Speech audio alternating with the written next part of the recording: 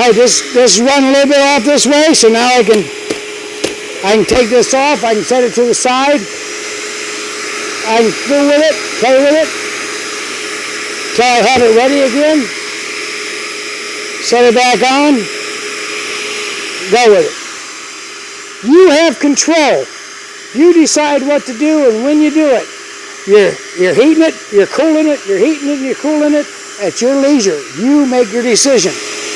All right? If I wanted to move it again because it's starting to fight me a little bit,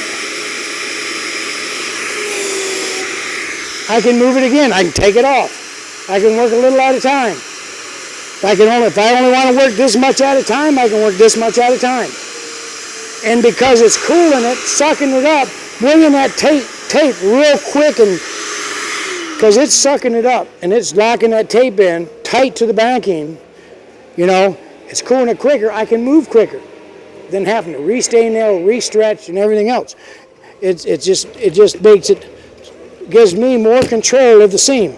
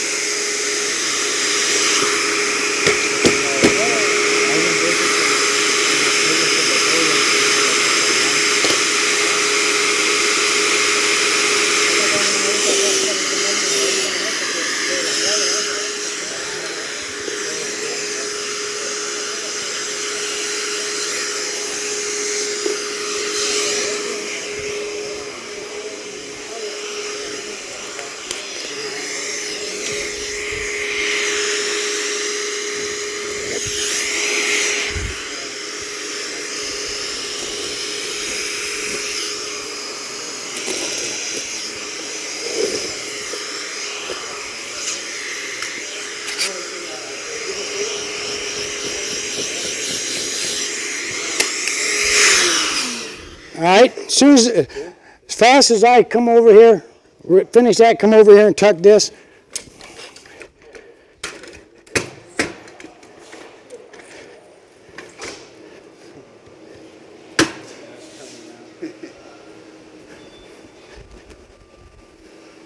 What do you think?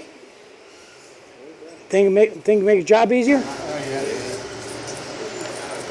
All right, I mean, I wait 5-10 minutes to stretch this.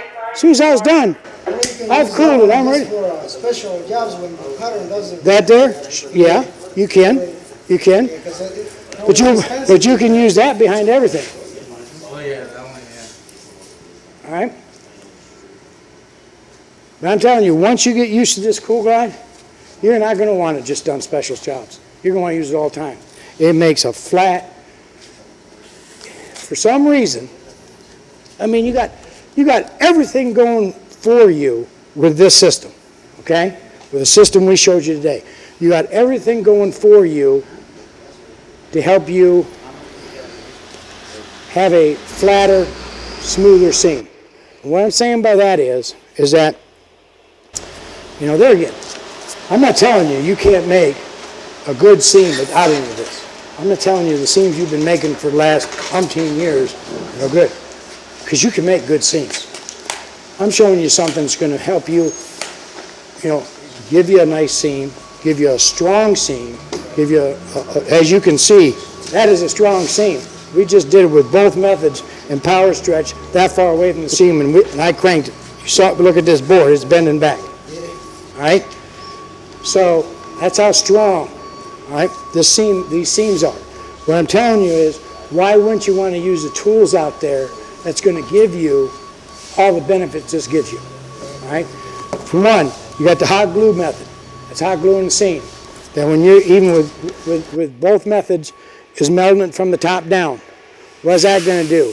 That's going to help stop peaking. Didn't say it's going to completely, you'll never have a peak. I'm not going to promise you never have another peak job in your life. It's not going to happen.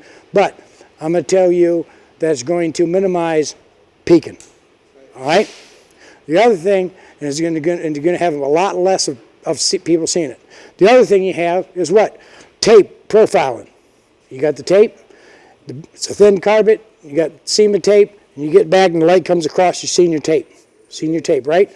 All right? If you're using your hot, when you're using your hot iron, the SeamerDown is sucking that tape up into the backing, the glue up into the backing, snugging that tape as tight as it can to the backing, that is going there again. When light comes across, to say you'll never ever see it, no. To say that more chances you're not, yes. Because it's sucking it right up tight. It's locking that in as it's cooling, and it's keeping that.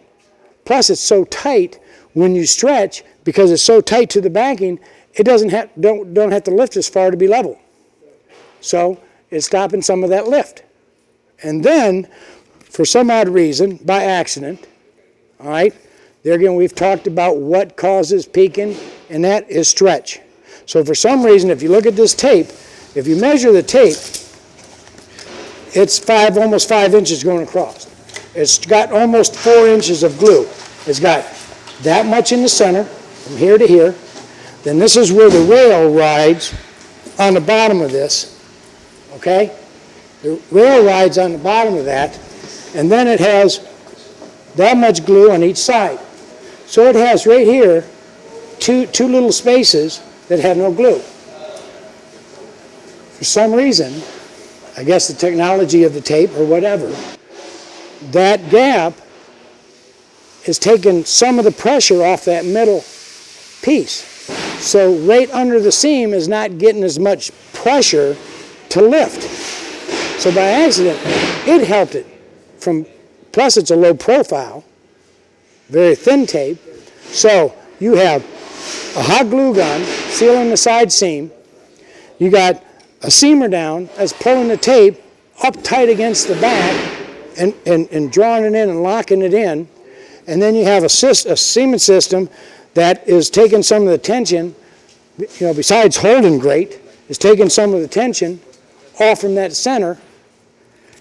As you can see, you see any peak at all whatsoever that close to the back. And how strong it is. I mean, I haven't taken that pressure off. It's still on me. So you can work the seam at your leisure.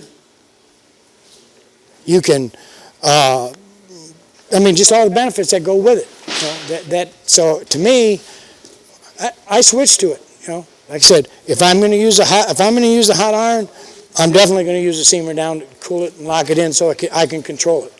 But if I'm using a Kool Glide, which is what I use 95% of the time, I'm using this whole system. All different companies. It's funny. This was made by one installer. The hot glue method that tip was invented by an installer up north. Daniel invented the SeamerDown, and a company invented the Kool Glide. But they all work so good together to make your job easier.